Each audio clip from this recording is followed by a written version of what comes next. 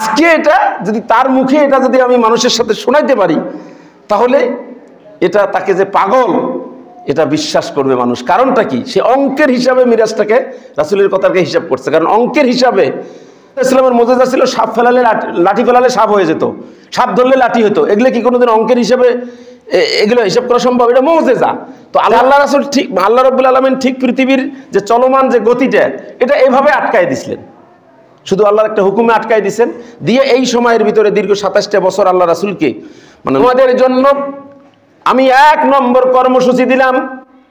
এই যে 14টা কর্মসূচি, এই 14টা কর্মসূচির মধ্যে একটা কর্মসূচি আল্লাহ নিজের জন্য রাখছে, আদায় করে আমরা জান্নাত অর্জন করতে পারি। আবার পিতামাতার সাথে আমরা বেয়াদবি করে আমরা জাহান্নামও কামাই করতে পারি। তা সুতরাং আমাদের যারা সহযোগিতা করেছে, আল্লাহ পাক হাসরের ময়দানে ওই কঠিন দিনে এই লোকগুলোকে আল্লাহ খুঁজে খুঁজে বের করবে। সুবহানাল্লাহ। তাহলে এটা হলো যে সাল্লাল্লাহু আলাইহি ওয়াসাল্লাম।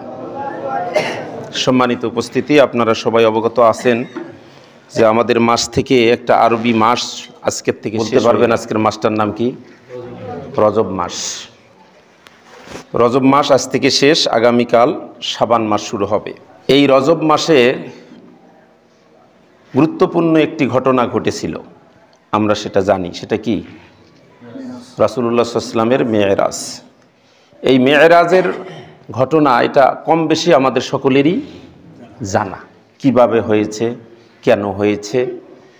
তো এই ঘটনাগুলো আমি বলবো না, এটা বলা উদ্দেশ্য না, কিন্তু এই মেরাজটা থেকে যে শিক্ষাটা, মেরাজ থেকে আল্লাহ রাসূল যা নিয়ে আসলেন, এটাই কিন্তু আমাদের জানা দরকার এবং আমল করা দরকার। মেরাজ আল্লাহ রাসূলের হয়েছেন যেভাবে, আমাদের ওইভাবে হওয়ার সম্ভাবনা আছে? এটা কোনোদিন হবেও না।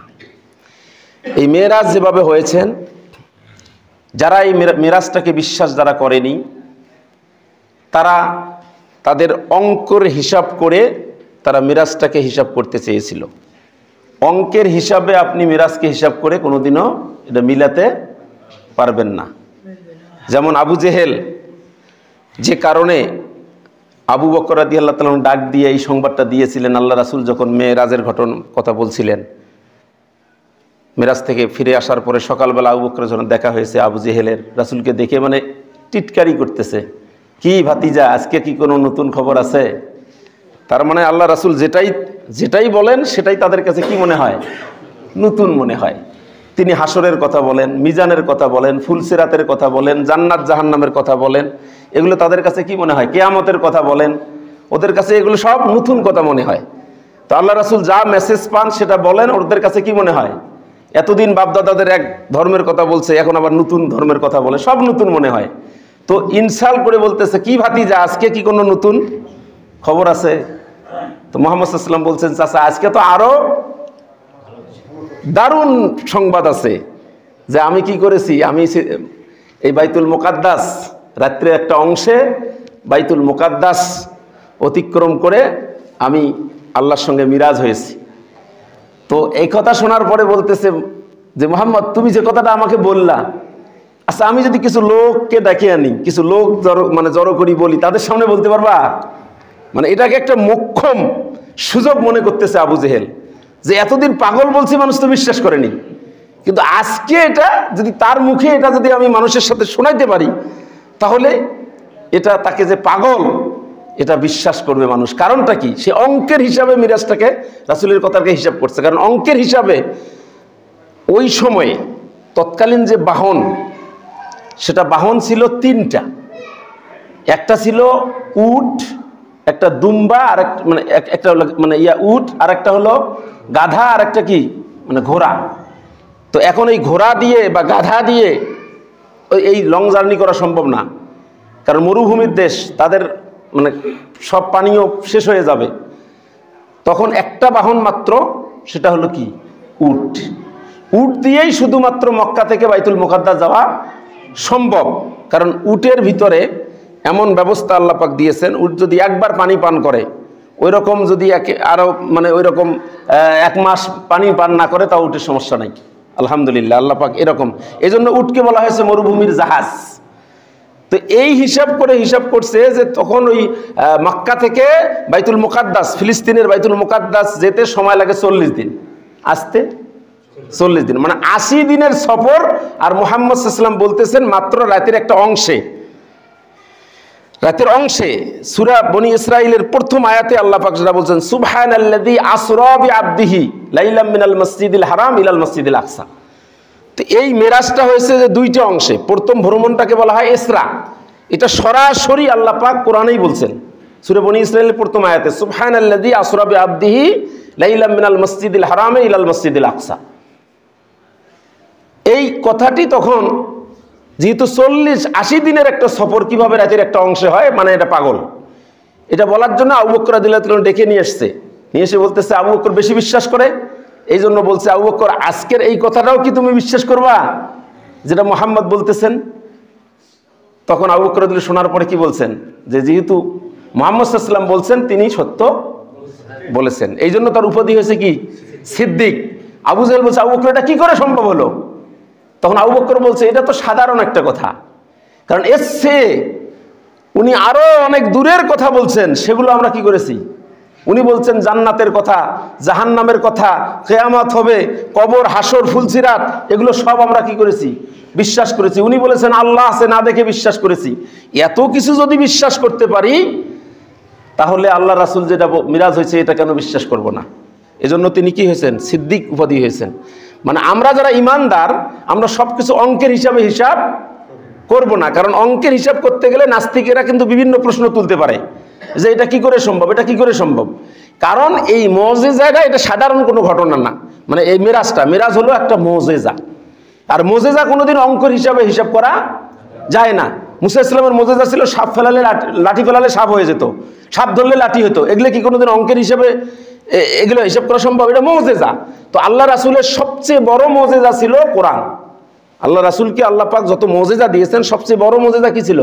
কোরআন। আর দ্বিতীয় মুজিজা হলো এই মেরাজ। সুতরাং এটা আমরা বিশ্বাস করব, কারণ আল্লাহ সরাসরি বলছেন।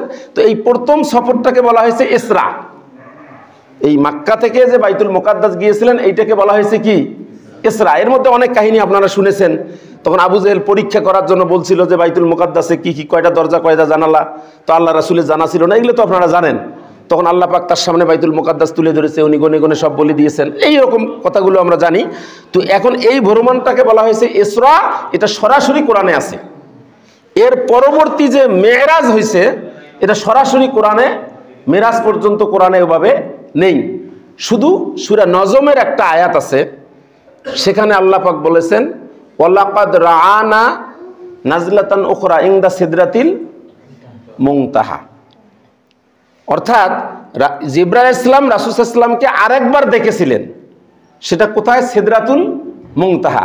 আর সিদরাতুল মুনতাহাটা হলো সপ্তম আসমানের উপরে। তা সপ্ত আকাশ, মানে যদি সপ্ত আকাশের উপরে যেতে না পারলে সিদরাতুল মুনতাহা যাওয়া সম্ভব না। আর সিদরাতুল মুনতাহায় জিবরাইল আলাইহিস সালামকে আরেকবার দেখেছিলেন, তার মানে তিনি সেখানে, মানে এটাই বোঝা যায় তার কি হয়েছে। কোরআনের সরাসরি কোরআন থেকে এটা বোঝা যায় তার কি হয়েছে, মেরাজ হয়েছে। তাছাড়া হাদিসের অসংখ্য হাদিস, 50-এর উপরে হাদিস এই মেরাজ সংক্রান্ত আছে। সুতরাং আমরা মেরাজটাকে বিশ্বাস করি। তো এখন আরেকটি কথা আছে, জিবরাইল আলাইহিস সালামকে আল্লাহ রাসূল তো অগণিতবার দেখেছেন, হাজার হাজার বার দেখেছেন। তাহলে এখানে আরেকবার দেখছেন বললেন কেন? তার মানে সশরীরে আল্লাহ রাসূল জিবরাইল আলাইহিস সালামকে 2 বার দেখেছেন। কয়বার? 2 বার। একবার আরাফাতের ময়দানে, ওখানে আল্লাহ রাসূল দেখেছেন, সেবার দেখেই বেহুশ হয়ে গেছেন। তখন তো প্রথমের দিকে আল্লাহ রাসূল জিবরিলকে ওইভাবে চিনতেন না, দেখেই বেহুশ হয়ে গেছেন। তখন জিবরাইল আলাইহিস সালাম তাকে আবার, মানে মানুষের রূপ ধারণ করে তাকে আবার রাসূল সাল্লাল্লাহু আলাইহি ওয়াসাল্লামকে জাগিয়ে দিয়েছেন। তো আর এই মেরাজের সময় হয়েছে কি, এর মধ্যে জিবরাইল আলাইহিস সালাম কিন্তু বিভিন্ন আকৃতিতে তার সামনে আসতেন। বিশেষ করে দাহিয়া কালবির সূরতে বেশি আসতেন, তো মানুষের সূরতে আসতেন।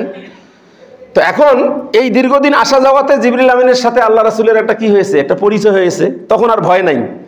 তখন ওই দ্বিতীয়বার ওই সিদরাতুল মুনতাহা সশরীরে আরেকবার দেখেছিলেন। এটা হলো মেরাজের কথা। তো এখন ঘটনা হলো, এই ইতিহাসগুলো আমরা কম বেশি জানি, আমি সেটা বলবো না। তো এখন আল্লাহ রাসূল মেরাজ থেকে নিয়ে এসেছেন কি, এবং মেরাজে দীর্ঘ একটা সময়, অর্থাৎ 27টা বছর সময় লেগেছে। আর ওই 27টা বছর এদিকে আল্লাহ পাক এই পৃথিবীর যে একটা চলমান যে গতিটাকে, এটাকে আল্লাহ থামিয়ে দিয়েছেন। এটা সম্ভব। আপনি দেখবেন যে এখন ভিডিও যখন আপনি একটা দেখেন, ভিডিও দেখতে দেখতে দেখতে দেখতে আপনি হঠাৎ একটা ক্লিক করলেন, ক্লিক করার সাথে সাথে কিন্তু ওই অবস্থায় আটকে থাকবে, থাকে কি না? যেমন এই যে আমি হাত তুলছি, এই অবস্থায় যদি আপনি ক্লিক করেন, হাত তোলা অবস্থায় থাকবে যতক্ষণ না আরেকটা ক্লিক না করেন। তো সেম এরা এখন বর্তমান প্রযুক্তির এসে এই জিনিসগুলো বোঝা সহজ হচ্ছে যে আল্লাহ রাসূল ঠিক, আল্লাহ রাব্বুল আলামিন ঠিক পৃথিবীর যে চলমান যে গতিটা, এটা এভাবে আটকায় দিছিলেন। শুধু আল্লাহর একটা হুকুমে আটকায় দিয়েছেন, দিয়ে এই সময়ের ভিতরে দীর্ঘ 27টা বছর আল্লাহ রাসূলকে মানে নবুয়ত রেসালাতের, বিশেষ করে সামনে যেহেতু মক্কা থেকে মদিনায় আল্লাহ রাসূল হিজরত করবেন, মদিনায় গিয়ে ইসলামী রাষ্ট্র কায়েম করবেন।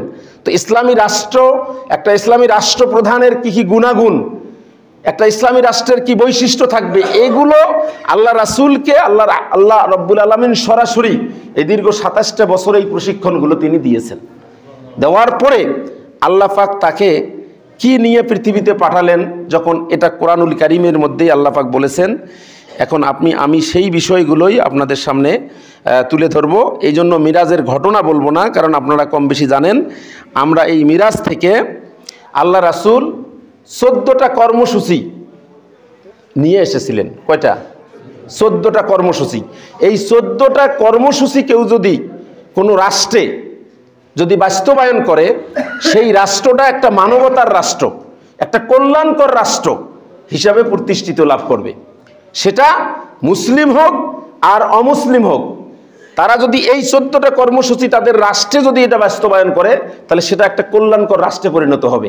মেরাজটা কিন্তু এমনি এমনি হয়নি। মেরাজের মাধ্যমে আল্লাহ পাক তাকে রাষ্ট্র পরিচালনার গুণাগুণ এবং ইসলামী একটা রাষ্ট্রের কি কি গুণগুলো হবে, কর্মসূচিগুলো কি, এগুলো মূলত আল্লাহ পাক তাকে দিয়েছেন। তাহলে আমরা আজকে মিরাজের কি শিখব? মানে আল্লাহ পাক রাসূল সাল্লাল্লাহু আলাইহি ওয়াসাল্লামকে কয়টা কর্মসূচি দিয়েছেন? 14টা। এই 14টা কর্মসূচি আপনি পাবেন এই সূরা বনী ইসরাইল, 17 নম্বর সূরা বনী ইসরাইলের এই 23 নম্বর আয়াত থেকে শুরু করে 37 বা 39 আয়াত পর্যন্ত যদি যান, বিস্তারিত পাবেন। তাহলে 23 নম্বর আয়াত থেকে 39 নম্বর আয়াত, এর ভিতরেই আপনি এই 14টা কর্মসূচি পাবেন।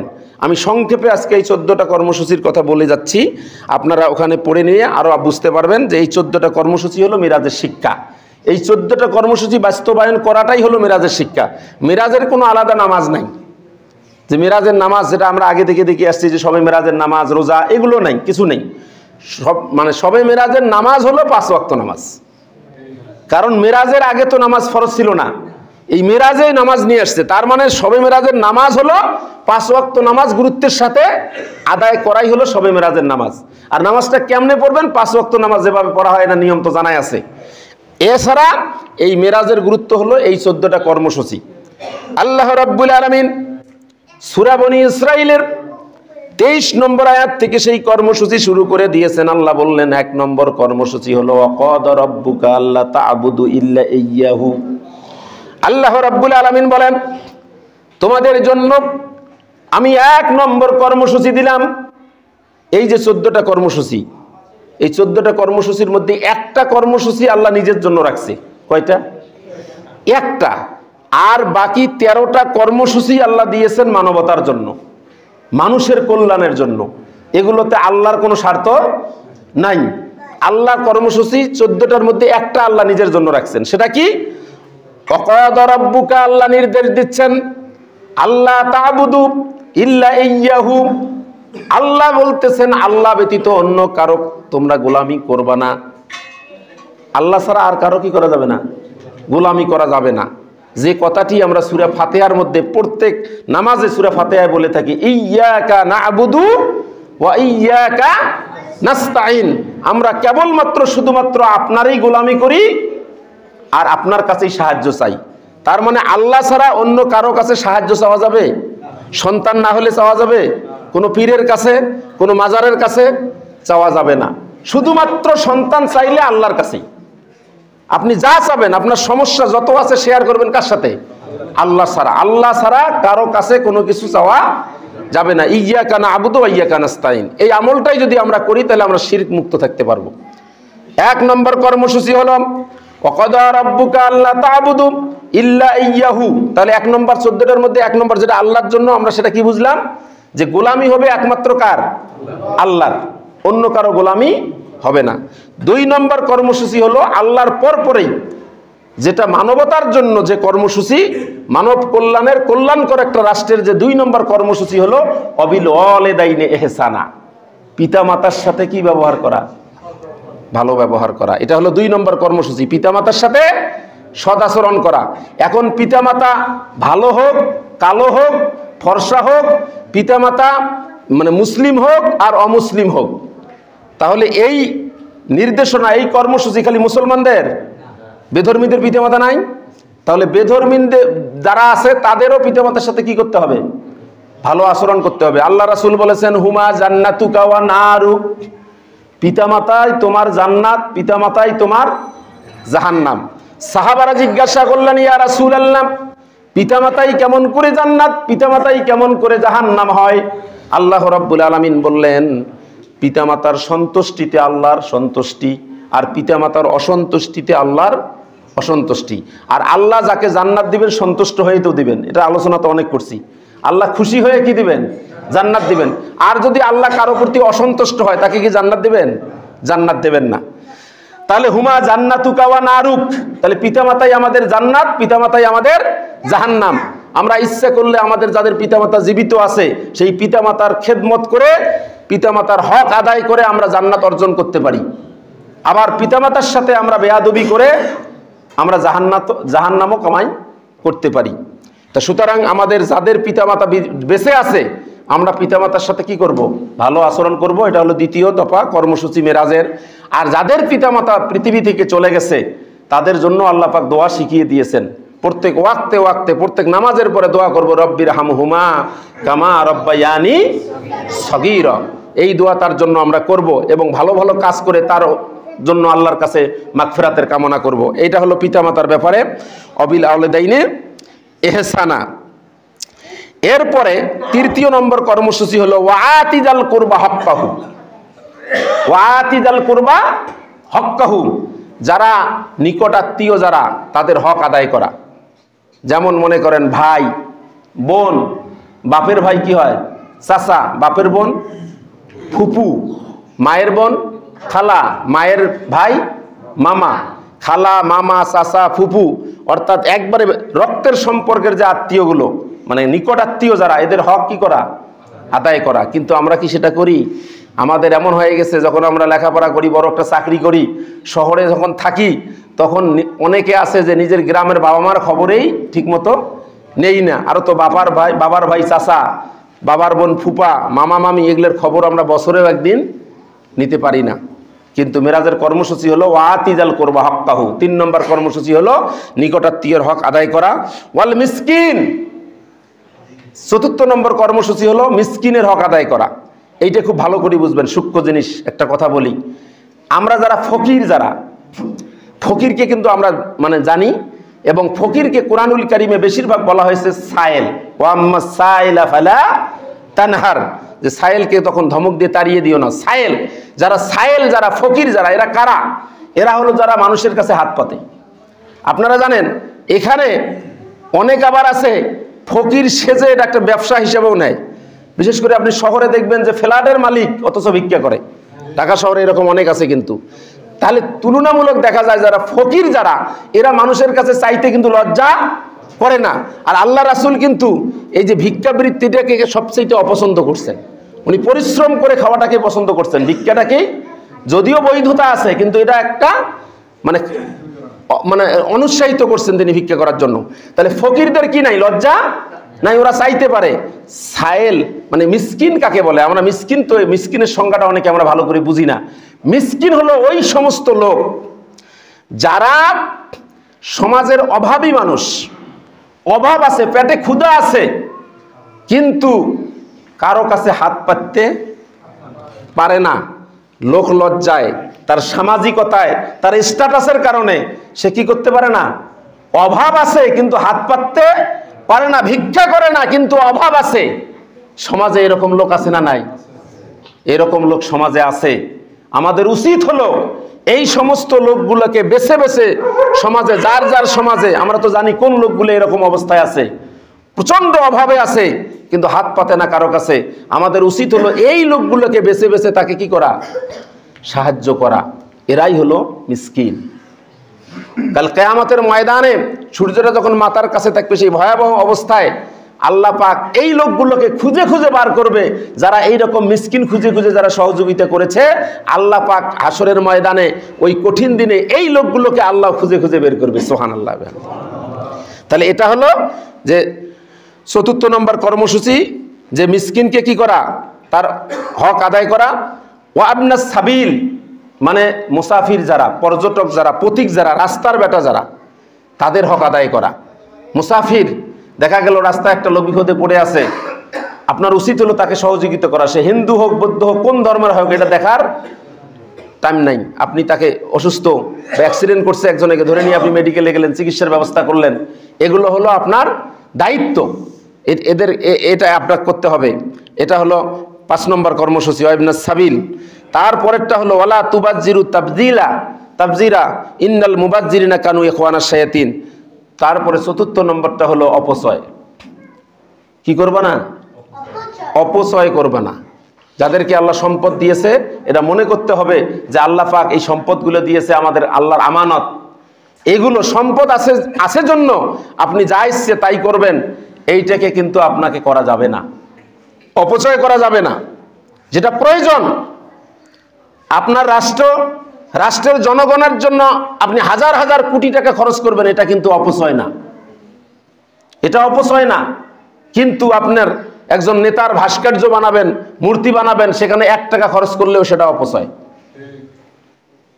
তাফসিরে তাবারির বর্ণনা মুজাহিদ রাদিয়াল্লাহু তাআলা বর্ণনা করেছেন যে যদি ভালো কাজে, কল্যাণকর কাজে আপনার সমস্ত সম্পদ আপনি ব্যয় করে দেন, তাও সেটা অপচয় না। কিন্তু অন্যায় কাজে আপনার যদি ১টা টাকাও খরচ করেন, সেটাও অপচয়।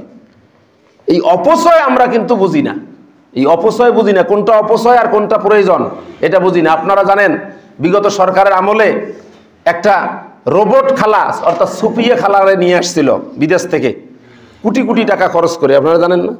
আনার পরে তাকে কি করলো, তার হার্ড ডিস্কের ভিতরে কিছু জিনিস ঢুকাইয়া দিল, এবং সেইটাই সে বলতে পারে, যেটা ভিতরে ঢুকাইয়া দিছে সফটওয়্যার এমনভাবে সেট করছে, ওইটাই সে বলতে পারে। সে নেতার কথা বলে, নেত্রীর কথা বলে, বঙ্গবন্ধুর কথা বলে, এটা নিয়ে তারা খুব খুশি। এর জন্য তারা হাজার হাজার কোটি টাকা খরচ করছে।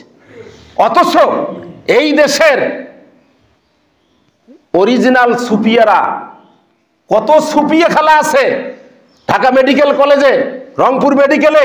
আপনি যা দেখেন, বেড না পেয়ে ফ্লোরের মধ্যে মাদুর বিছিয়ে তারা চিকিৎসা নিচ্ছে মানবেতর ভাবে। কত সুপিয়ারা আছে না এরকম, তারা মানবেতর ভাবে চিকিৎসা নিচ্ছে, তারা বেড পাচ্ছে না। আর আপনারা একটা রোবট বানিয়ে সেখানে হাজার হাজার কোটি টাকা খরচ করে বিদেশ থেকে রোবট নিয়ে এসে ওটা নিয়ে আপনারা আনন্দ উল্লাস করতেছেন। এগুলো কি? এগুলো হলো অপচয়, এগুলো হলো অপচয়। এই অপচয় করা যাবে না, অপচয় করাটা নিষেধ করেছেন। আর যারা অপচয় করে এরা শয়তানের কি ভাই। এরপরে এই যে আপনি অপচয় করবেন না, এরপরে আল্লাহ কর্মসূচি হলো, আচ্ছা আজকে যদি 5 মিনিট একটু সময়, আসতেও আমার দেরি হয়ে গেছে, ওই যে বাস, আমি আর কি গাড়ি পাইনি, দেরি হয়েছে, তো 5টা মিনিট একটু সময় আপনাদের কাছে চেয়ে নিচ্ছি। এই 14টা কর্মসূচি অন্তত নামটা বলে দেই, পরবর্তীতে ইনশাল্লাহ আপনারা বুঝতে পারবেন। এর পরেরটা হলো ওয়ালা তাজআল ইয়াদাকা মাগলুলান ইলা উনুকিকা, ওয়ালা তাজআল ইয়াদাকা, অর্থাৎ এই যে সম্পদটা আপনি তো অপচয় করবেন না, তাহলে সম্পদটা কি করবেন? অনেকে আছে যে দানের ক্ষেত্রে মানে দান না করে এমন কৃপণ, মানে হাতটাকে মাগলুলান ইলা উনুকিহা, মানে একদম মানে এখানে বেঁধে রাখার মতো অবস্থা, মানে একবারে মুষ্টিবদ্ধ আপনি হাতও হবেন না, মুষ্টিবদ্ধ হাত হতে নিষেধ করছে। মানে আপনি দান করবেন না, এত কৃপণ, এত বকিল হবেন না। এরপরে ওই আয়াতে আবার বলছে, আবার এত বড় বেশি দান করে সব শেষ করে দিয়েন না। ইসলাম দেখেন কতটা ভারসাম্যপূর্ণ। মানে আপনি দান না করার ক্ষেত্রে কৃপণ হয়ে একেবারে বকিল হয়ে মুষ্টিবদ্ধ হাত হবেন না, আবার দান করতে করতে সব শেষ করবেন না। আপনি দান করতে করতে সব শেষ করে দিলেন, তাহলে আপনার পরিবার আছে, পরিজন আছে, আপনার ফ্যামিলি আছে, তারা পরবর্তীতে কি হবে? আবার মানুষের কাছে হাত পেতে হবে। ইসলাম এটা করতেও নিষেধ করছেন। অর্থাৎ আপনার সম্পদ ব্যয়ের ক্ষেত্রে আপনি মধ্যম পন্থা অবলম্বন করবেন। আপনি দানও করবেন, আপনার নিজের জন্য আবার রেখেও দিবেন। দান করে একবারে শেষ করে দিবেন না, আবার একেবারে কৃপণ হবেন না। এই দুই অবস্থায় আপনি কি হবেন, যে দুই অবস্থায় হলে আপনার কি হবে, এক প্রকার যদি আপনি দান না করে কৃপণ হন, আপনি সমাজের লোকেরা আপনাকে বকিল বলবে, কৃপণ বলবে, কারণ বলবে, ঘৃণার পাত্র হবেন। আর যদি আপনি দান করে সব শেষ করেন, তাহলে আপনি কি হয়ে যাবেন, আপনি ক্লান্ত হয়ে যাবেন। দান করতে করতে এক সময় আপনি কি হয়ে যাবেন, ক্লান্ত হয়ে যাবেন। তাহলে এক্ষেত্রে আমরা কি করব, মধ্যম পন্থা অবলম্বন করব। এর পরের কর্মসূচি হলো ওয়ালা তাকতুলু আওলাদাকুম খাশিয়াতুল ইমলাক। তোমরা কি করবা না, তোমাদের সন্তানকে রিজকের ভয়ে, যে সন্তান অনেকে মায়ের পেটে সন্তানকে নষ্ট করে ফেলে না, কয় যে না সন্তান এতগুলো হয়ে গেছে, আবার সন্তান হলে এত টাকা কই পাবো, ভরণ পোষণ কিভাবে দেব, এই কথা বলে অনেকে ভ্রূণ নষ্ট করে বা সন্তান নষ্ট করে দেয়। কিন্তু আল্লাহ পাক নিষেধ করে দিয়েছেন যে ওয়ালা তাকতুলু আওলাদাকুম খাশিয়াতা ইমলাক। তোমরা কি করবা না, তোমাদের সন্তানকে তোমরা কি করবা না, হত্যা করবা না। কারণ তোমাদেরকেও তো রিজিক দেয় আল্লাহ, সুতরাং তোমার সন্তানের রিজিকের ব্যবস্থা কে করবেন, আল্লাহ। রিজিকের মালিক যেহেতু আল্লাহ, সুতরাং সন্তানকে রিজিকের ভয়ে সন্তানকে নষ্ট করবা না। তারপরের কর্মসূচি হলো ওয়ালা তাকরাবুজ জিনা। জেনার অশ্লীলতা, জেনা এগুলোর নিকটবর্তীও হবা না। জিনা করা তো দূরের কথা, এর নিকটবর্তী হতেও কি করা হয়েছে, নিষেধ করা হয়েছে। তাহলে আমরা এরকম অশ্লীল কাজে আমরা যাব না। এরপরে হলো ওয়ালা তাকতুলুন নাফসাল্লাতী হারামাল্লাহু ইল্লা বিল হক। পরের কর্মসূচি হলো আপনি অন্যায়ভাবে কাউকে হত্যা করবেন না। অন্যায়ভাবে কাউকে হত্যা করা যাবে না। তারপরে আল্লাহ বলছেন ওমান কুতিলা মাজলুমান ফাকাদ জাআলনা লিওয়ালিয়্যিহি সুলতানা। কেউ যদি কাউকে অন্যায়ভাবে হত্যা করে, আজকে আপনার ক্ষমতা আছে, আপনি একজনকে অন্যায়ভাবে হত্যা করলেন, আল্লাহ বলতেছে আজ হোক কাল হোক, যাকে আপনি হত্যা করলেন তার বংশের, তার ছেলে হোক তার নাতি হোক, তাকে আল্লাহ এমন ক্ষমতা দিবে, আপনার পরিবারের উপর সে প্রতিশোধ নেওয়ার মতো ক্ষমতা সে অর্জন করবে। এটা কোরআনের কথা। আজ না হোক 10 বছর, 20 বছর, 50 বছর পরে হলেও যাকে আপনি অন্যায়ভাবে হত্যা করলেন, তার পরিবার থেকে আপনার পরিবারকে সে হত্যা করার মতো ক্ষমতা, এই রকম ক্ষমতায় সে একদিন চলে আসবে। এই জন্য কাউকে আপনি অন্যায়ভাবে হত্যা করবেন না। এর পরের কর্মসূচিটা হলো ওয়ালা তাকরাবু মাল আল ইয়াতিম। আপনি ইয়তিমের মালের কাছে যাবেন না। শুধুমাত্র ইয়তিমের মালের কাছে আপনি তখন যাবেন যে ইতিম যেহেতু এখন তার উপযুক্ত হয়নি, তার সম্পদ যাতে নষ্ট না হয়, তার সম্পদটা দেখাশোনা করে সে উপযুক্ত হলে তার হাতে আপনি তুলে দিবেন। এই মানসিকতা ছাড়া, এই সৎ নিয়ত ছাড়া আপনি কি করবেন না, কোনো ইয়তিমের মালের কাছে যাবেন না। এর পরের কর্মসূচিটা হলো যে ওয়া উফুল কাইলা ইজা কিলতুম ওয়াজিনু বিল কিসত। যারা ব্যবসা করেন, এই যে ওজনের ব্যাপারে বলছে যে ওজনের ব্যাপারে কি করবেন না, কখনো কম বেশি করবেন না। নেয়ার সময় বেশি নেবেন, দেওয়ার সময় কম দিবেন, এই রকম ওজনের ব্যাপারে কম বেশি করা যাবে না। ওজন ঠিক মতো দিতে হবে। আর 13 নম্বর কর্মসূচি যে হলো ওয়ালা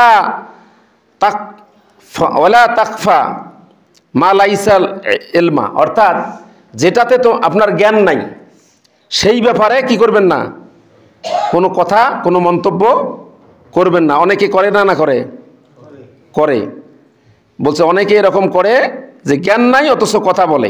আমার একটা আলোচনা আছে ইউটিউবে, আমি মির্জা ফখরুল ইসলাম আলমকে উদ্দেশ্য করে বলেছি। তিনি যখন বলছেন যে কোরআনের সাথে কি নাই, রাজনীতির সম্পর্ক নাই, তখন আমার এই বক্তব্যটা আছে ইউটিউবে, আপনারা শুনবেন। ওখানে আমি বলেছিলাম যে মির্জা ফখরুল ইসলাম আলমগীর সাহেব, আপনি বিজ্ঞ একজন রাজনীতিবিদ হতে পারেন, রাজনীতিক ক্ষেত্রে আপনি যতটা বিজ্ঞ, কোরআনের ক্ষেত্রে আপনি ততটাই অভিজ্ঞ। কারণ অভিজ্ঞ না হলে এ কথাটা বলতে পারেন না। কারণ কোরআনটা নাজিল হয়েছে রাজনীতি করার জন্য, খেলাফত প্রতিষ্ঠা করার জন্য। আমি অনেক আয়াত দিয়ে রেফারেন্স দিয়েছি। তা সুতরাং এরকম মন্তব্য, যে বিষয়ে জ্ঞান নাই সে বিষয়ে আপনার কথা বলা ঠিক না। এই 13 নম্বর কর্মসূচিটাই হলো ওইটা, যে আপনার যে বিষয় মানে ওলা তাকফু মালাইসা এলমা, অর্থাৎ যে ব্যাপারে জ্ঞান নাই সে ব্যাপারে কি করা না, কথা বলা যাবে না। আর সর্বশেষ যেটা কথা হলো মা লাইসা লাকা বিহিল ইলম, যে ব্যাপারে জ্ঞান নাই সে ব্যাপারে কথা বলা যাবে না। আর সর্বশেষ হলো ওয়ালা তামশি ফিল আরদে মারাহান, এই জমিনের মধ্যে কখনো অহংকার করা যাবে না। আপনি অহংকার করে জমিনের মধ্যে দেখবেন যে অনেকে যখন রাস্তায় পথ চলে এমনভাবে চলে মনে হয় যে একেবারে কি হয়ে গেছে। এর ওই আয়াতে আল্লাহ পাক বলছে যে তুমি এভাবে যে চলতেছো, তুমি তো এই জমিনকে বিদীর্ণ করতে পারবা না। তুমি যতই দম্ভ ভরে চলো, তোমার ওই শক্তি নাই যে তুমি এভাবে চলে তোমার পা দিয়ে জমিনটাকে ডাবিয়ে দিবে, এই ক্ষমতা তোমার নাই। আর উচ্চতায় তুমি পাহাড়কে ভেদ করতে পারবা না। তাহলে তোমার কিসের অহংকার? তুমি উচ্চতাও পাহাড় সমান হতে পারবা না, আর তুমি জমিনটাকেও কি করতে পারবা না, ডাবিয়ে দিতে পারবা না। তোমার কিসের অহংকার? তো এই জন্য এই 14টা কর্মসূচির 14 নম্বর কর্মসূচি হলো কোনো অহংকার করা যাবে না। আল্লাহ আপনাকে ধন দেখ, সম্পদ দেখ, ক্ষমতা দেখ, যে অবস্থায় দেখ, আপনি মানবের যেটা মানব সেবা, মানবতা যে কার্যক্রম, এগুলো আপনাকে করতে হবে। সবাইকে মানুষ মনে করতে হবে, অহংকার করা যাবে না। আল্লাহ রাব্বুল আলামিন এই রজব মাসের এই মেরাজ থেকে এই 14টা শিক্ষা যে সংক্ষেপে আলোচনা করলাম, এগুলো আমাদের বাস্তব জীবনে আমল করে এই মেরাজের যে তাৎপর্য, এগুলো হাসিল করার তৌফিক দান করুন সকলে, আল্লাহুম্মা আমিন। বিশেষ করে এই মেরাজে যে সলাত আল্লাহ রাসূল নিয়ে এসেছেন, এই নামাজে আমাদেরকে যত্নবান হওয়ার তৌফিক দান করুন। ওয়া আখিরু দাওয়ানা আলহামদুলিল্লাহি রাব্বিল আলামিন। আসসালামু আলাইকুম ওয়া রাহমাতুল্লাহি তাআলা ওয়া বারাকাতুহু।